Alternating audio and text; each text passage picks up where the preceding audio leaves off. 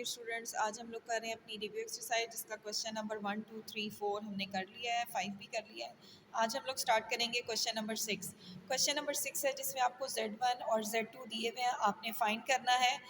First part में Z1 Z2 mean Z1 को Z2 से मल्टीप्लाई करना है, सेकेंड पार्ट में डिवीजन है, थर्ड पार्ट में उनकी मल्टीप्लिकेशन है विद कॉन्जुगेट, ठीक है। और फोर्थ पार्ट में हमने उनका मॉड्यूलस फाइंड करना है। तो देखते हैं इसका सोल्यूशन। Z1 हमें दिया हुआ है 5 + 4 आयोटा, Z2 हमें दिया हुआ है 3 + 2 आयोटा। हमने करनी है दोनों की मल्टीप्लिकेशन। इससे पहले भी हम दो कॉम्प्लेक्स नंबर्स की मल्टीप्लिकेशन कर चुके हैं। वो हमारे पास कैसे होती है, जैसे दो आपके पास अलजेब्रिक एक्सप्रेशन सिंपल मल्टीप्लाई होते हैं। तो 5 मल्टीप्लाई होगा 3 से 15, फिर 5 मल्टीप्लाई होगा 2 आयोटा से 10 आयोटा, फिर 4 मल्टीप्लाई होगा 3 से तो 12 आयोटा, फिर 4 मल्टीप्लाई होगा 2 से तो 8 आयोटा स्केयर। आयोटा स्केयर की जगह हम उसकी वैल्यू रिप्लेस कर देंगे -1, और ये 10 आयोटा और 12 आयोटा दोनों आयोटा वाली टर्म है, इन दोनों को हम ऐड कर लेते हैं। तो आपके पास जवाब आएगा +22 आयोटा। आयोटा स्केयर की जगह -1 आ गया तो प्लस मल्टीप्लाई बाय माइनस आपके पास आएगा -8।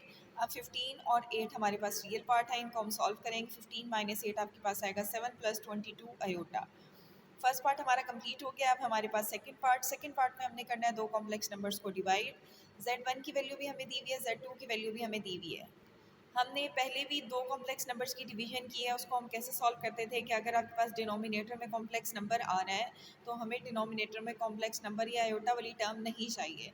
तो उसको सिंप्लीफाई करने के लिए हम डिनोमिनेटर के कॉन्जुगेट से मल्टीप्लाई और डिवाइड करते हैं। तो यहाँ भी हमने क्या किया, डिनोमिनेटर के कॉन्जुगेट से मल्टीप्लाई और डिवाइड किया है।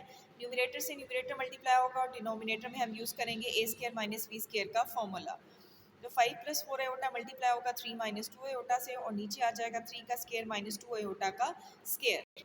5 मल्टीप्लाई होगा 3 से 15, फिर 5 मल्टीप्लाई होगा 2 आयोटा से, आपके पास आ जाएगा 5 4 दा हमारे पास आ जाएगा -10 आयोटा, और 4 3 दा +12 आयोटा, और 4 2 दा -8 आयोटा स्केयर। इसमें 10 आयोटा और 12 आयोटा दोनों हमारी आयोटा वाली टर्म है, इन दोनों को हम सॉल्व कर लेते हैं। तो हमारे पास आएगा +2 आयोटा, और आयोटा स्केयर की जगह हम उसकी वैल्यू रिप्लेस कर देते हैं -1। तो ये माइनस इस माइनस से मल्टीप्लाई होकर आपके पास हो जाएगा प्लस, ठीक है। 15 + 2 आयोटा +8 डिवाइडेड में आपके पास क्या होगा, 3 का स्केयर 9 हो गया है, और 2 का स्केयर 4 आयोटा स्केयर। डिनोमिनेटर में भी हमने आयोटा स्केयर की जगह -1 पुट कर दिया, माइनस माइनस से मल्टीप्लाई होकर आपके पास प्लस हो गया है। 9 + 4 हमारे पास 13 आ गया है, और 15 + 8 हमारे पास हो गया 23। अब हम इसे स्टैंडर्ड फॉर्म में लिखते हैं तो हमारे पास आएगा 23/13 + 2 आयोटा/13। नेक्स्ट है हमारे पास थर्ड पार्ट में हमने फाइंड करना है Z1 बार और Z2 बार की मल्टीप्लिकेशन करनी है। तो इनकी मल्टीप्लिकेशन करने से पहले हमने यहाँ इनकी बार्स निकाल लिया और फिर बार्स की मल्टीप्लिकेशन होगी। तो Z1 हमारे पास Z1 है 5 + 4 आयोटा, तो Z1 बार होगा हमारे पास 5 - 4 आयोटा। Z2 है हमारे पास 3 + 2 आयोटा, तो Z2 बार हमारे पास होगा 3 - 2 आयोटा। अब हम करेंगे इन दोनों की मल्टीप्लिकेशन। 5 मल्टीप्लाई होगा 3 से तो 15, ठीक है। फिर 5 मल्टीप्लाई होगा 2 से -10 आयोटा, फिर 4 मल्टीप्लाई होगा 3 से -12 आयोटा, और minus minus +8 iota square. -10 iota और -12 आयोटा दोनों हमारे पास क्या है, इमेजिनरी पार्ट है, इन्हें हम सॉल्व करते हैं। तो हमारे पास आएगा -22 आयोटा। 8 आयोटा स्केयर की जगह हम पुट करेंगे -1, तो हमारे पास क्या आ जाएगा 15 -22 आयोटा और प्लस माइनस -8। तो हमारे पास आएगा सॉल्व करने पे 15 - 8 आ जाएगा 7 - 22 आयोटा। तो हमारा थर्ड पार्ट कंप्लीट हो गया। अब हमने सॉल्व करना है फोर्थ पार्ट है मॉड्यूलस फाइंड करना है आपने Z1 और Z2 का। तो पहले हम क्या करेंगे, Z1 को Z2 से मल्टीप्लाई करेंगे, जो आपका आंसर आएगा हम इन द एंड उसका फाइंड करेंगे मॉड्यूलस। तो Z1 है हमारे पास 5 + 4 आयोटा, और Z2 है 3 + 2 आयोटा। 5 3 दा 15 और 5 2 दा +10 आयोटा, 4 3 दा 12 आयोटा, और 4 2 दा 8 आयोटा स्केयर। अब आपके पास दोनों आयोटा वाली टर्म है, दोनों को सॉल्व कर लेते हैं। तो 10 आयोटा + 12 आयोटा हमारे पास आएगा 22 आयोटा, और आयोटा स्केयर की जगह हम उसकी वैल्यू रिप्लेस करते हैं -1, तो प्लस माइनस -8। 15 - 8 हमारे पास आ जाएगा 7 + 22 आयोटा।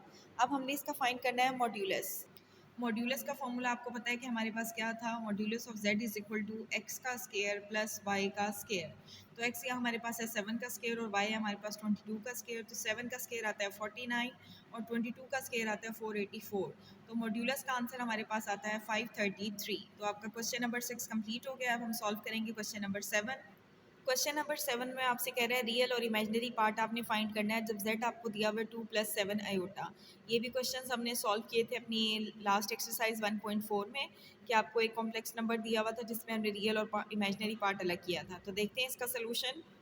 जी, हमें z जो कॉम्प्लेक्स नंबर दिया है उसकी होल पावर -1 है। तो सबसे पहले हम इसकी पावर को पॉजिटिव करते हैं। तो पावर को पॉजिटिव कैसे करेंगे कि इसको डिनोमिनेटर में ले आएंगे तो इसकी पावर पॉजिटिव हो जाएगी। अब इसमें पावर आप 1 मेंशन करें ना करें कोई फ़र्क नहीं पड़ता, तो हमारे पास ये आ जाएगा 1/2 + 7 आयोटा। अब ये हमारे पास वो वाली सिचुएशन बन गई है जिसके डिनोमिनेटर में कॉम्प्लेक्स नंबर आ रहा है, तो हम क्या करेंगे उसकी कॉन्जुगेट से मल्टीप्लाई और डिवाइड करेंगे। तो हम 2 - 7 आयोटा से मल्टीप्लाई भी करेंगे और डिवाइड भी।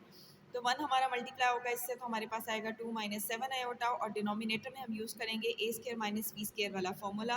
तो हमारे पास आएगा 2 का स्क्वायर -7 आयोटा का स्क्वायर।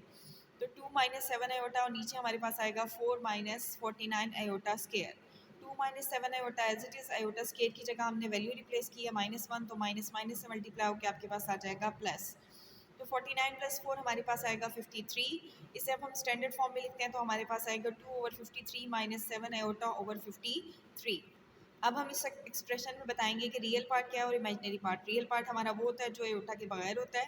तो यहाँ रियल पार्ट ऑफ z है हमारे पास 2/53 और इमेजिनरी पार्ट वो होता है जो आयोटा के साथ होता है, तो वो है हमारा है -7/53। तो हमारी एक्सरसाइज रिव्यू का क्वेश्चन नंबर 6 और 7 कंप्लीट हो गया है। Thank you so much, but don't forget to subscribe the channel for more videos.